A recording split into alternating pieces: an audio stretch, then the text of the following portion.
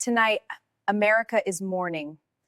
We didn't just lose a star, we lost a legend, a piece of history. It was early morning in Los Angeles when the world woke to the news of Christopher North's passing. At 75 years old, the Hammond B3 king had slipped quietly from life after a long battle with illness and complications from pneumonia, leaving behind a silence where once his organ roared. He had been one of the principal forces behind Ambrosia, a band that helped define the sound of soft and progressive rock for millions. Christopher Reed North was born in San Francisco on January 26, 1951, and grew up in the coastal community of San Pedro, California. As a young boy, he was drawn to music the way the dawn is drawn to daybreak. He picked up an organ as a teenager and never let it go. Before long, he was playing in local bands, learning his craft and earning a reputation for intensity and heart. In 1970, North co-founded the band Ambrosia with friends David Pack, Joe Puerta, and Burley Drummond. From their first notes together, something clicked. Their sound was a rare blend of precision and emotion, a mix of progressive complexity and smooth melodies that would soon win them an audience far beyond Southern California. On stage, he was a presence. Bandmates called him a keyboard wizard, and fans knew him as the force behind the lush keyboard lines that anchored Ambrosia's biggest songs. His work on hits like How Much I Feel and Biggest Part of Me helped the band chart multiple top 40 singles in the late 1970s and early 1980s, making their music a lasting part of soft rock history. His instrument, the Hammond B3 organ, was more than just a tool. It was an extension of his voice. In studio recordings and live shows alike, those rich organ swells and piano flourishes became trademarks of the band's sound. As one longtime fan wrote on a memorial page, Christopher's keyboarding was a big part of my 70s-80s youth.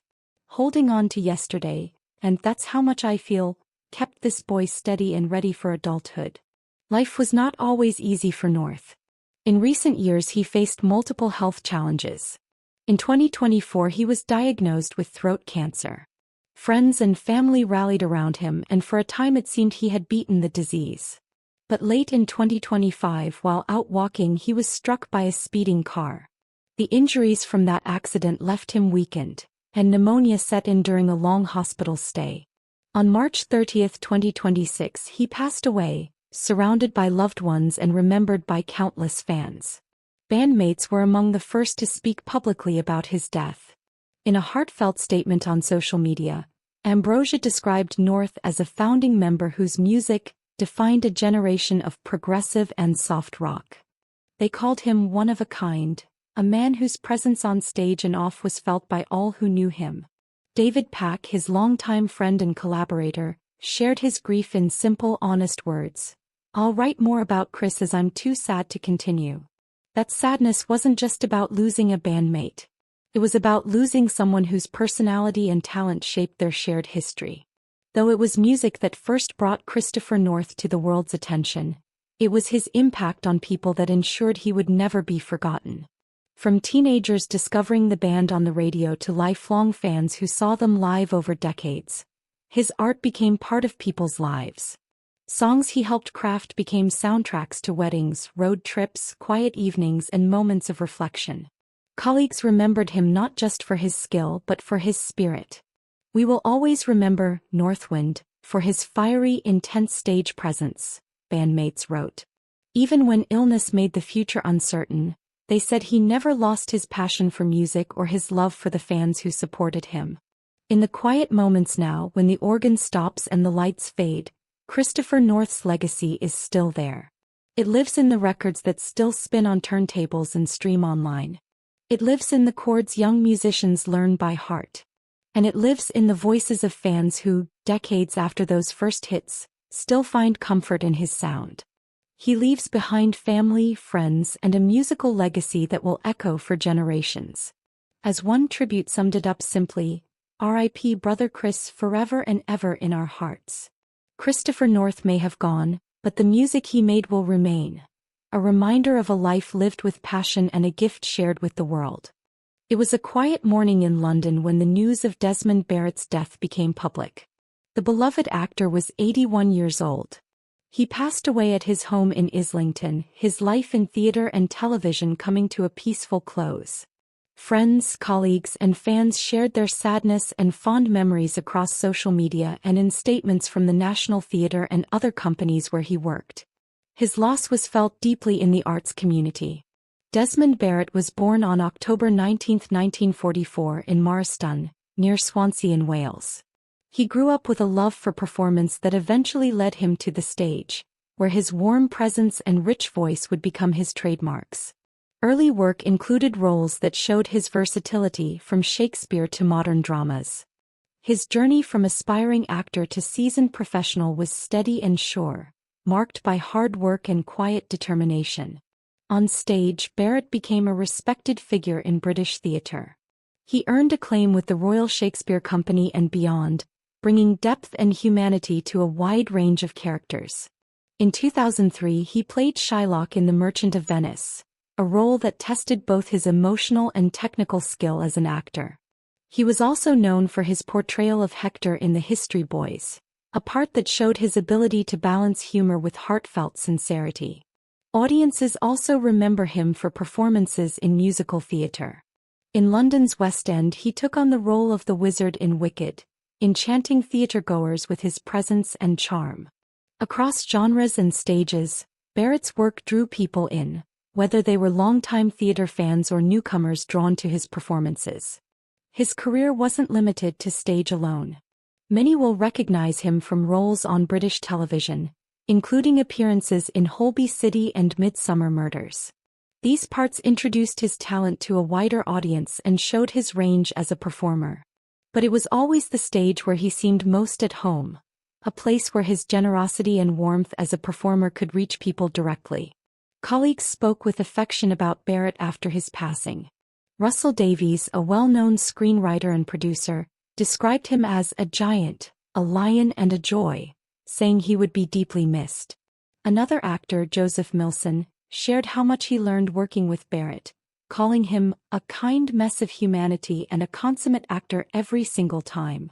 These words reflect not just his talent but the impact he had on those who worked beside him. In interviews over the years, Barrit spoke humbly about his craft. He once joked about how he began acting on a bet with a friend, a small moment that set him on a lifelong path in performance. That playful spirit stayed with him throughout his career, and audiences felt it in his work. Friends and fans alike remember Barrit not just for his roles, but for the way he made people feel. Many said he had a gift for making characters come alive with truth and warmth. He had a way of reaching into a scene and touching hearts, turning stage performances into shared, emotional experiences. Those qualities made him a favorite among fellow performers and theatergoers alike. Today, theater marquees and playbills hold his name in memory. Tributes have been shared from companies and venues where he appeared, showing that his work resonated across generations of audiences. People write of moments they saw him perform and how those experiences stayed with them, small reminders of the joy and beauty he brought to his work. In the quiet theaters now, where lights dim and seats wait for a next show, Desmond Barritt's spirit still lingers. He shaped performances with grace, humor, and a generous heart. His legacy will live on in the memories of those who watched him act and in every stage that welcomes another production. Though he is gone, his work will continue to inspire and uplift theater lovers around the world. It was a quiet morning when the news came that Mary Beth Hurt had passed away.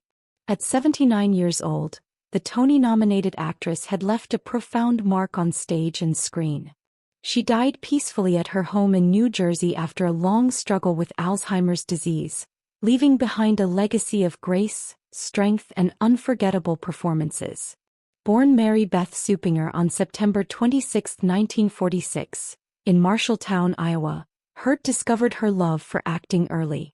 She studied drama at the University of Iowa and later at NYU's Tisch School of the Arts.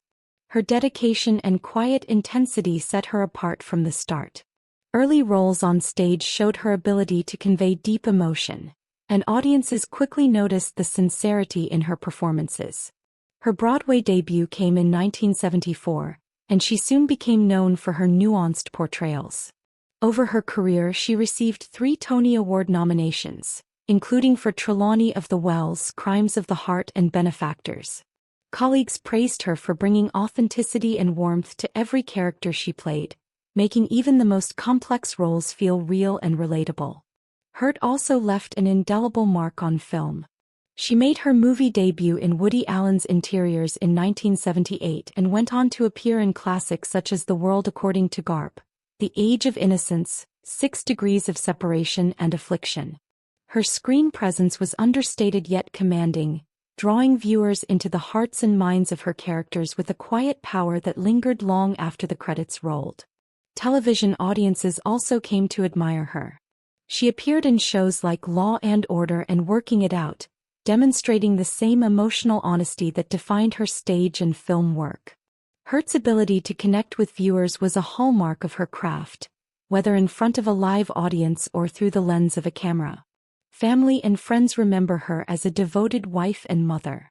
She was married to filmmaker Paul Schrader and had 2 children, who often spoke of her warmth, humor, and unwavering commitment to her family. Her daughter Molly once wrote, "She was an actress, a wife, a sister, a mother, an aunt, a friend, and she took on all those roles with grace and a kind ferocity." These words capture the balance she maintained between a rich professional life and her personal devotion to loved ones.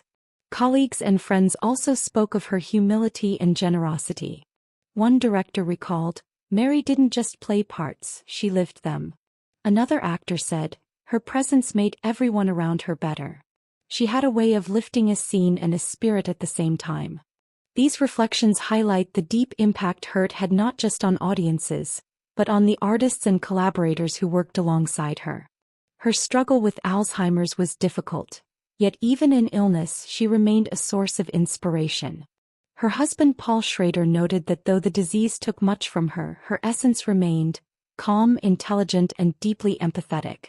Fans and theater lovers alike celebrated her life through social media tributes, remembering the characters she made unforgettable and the grace with which she navigated her career. Mary Beth Hurt's influence continues through those she inspired. Young actors cite her performances as models of emotional honesty and integrity in storytelling. Her legacy is measured not just in awards and nominations, but in the moments when audiences felt truly seen, moved, and changed by her work. Today her films continue to be watched by new generations, and her stage performances live on in recordings and memories. The sincerity and quiet strength she brought to every role remain a benchmark for actors everywhere. In theaters, on screens, and in hearts across the world, Mary Beth Hurt's artistry endures, a gentle but powerful force whose presence will never be forgotten. Her life reminds us that strength can be quiet, impact can be subtle, and art can touch souls long after the curtain falls. Mary Beth Hurt leaves behind a legacy of compassion, talent, and grace, a testament to a life fully lived and an artistry that will inspire for generations to come.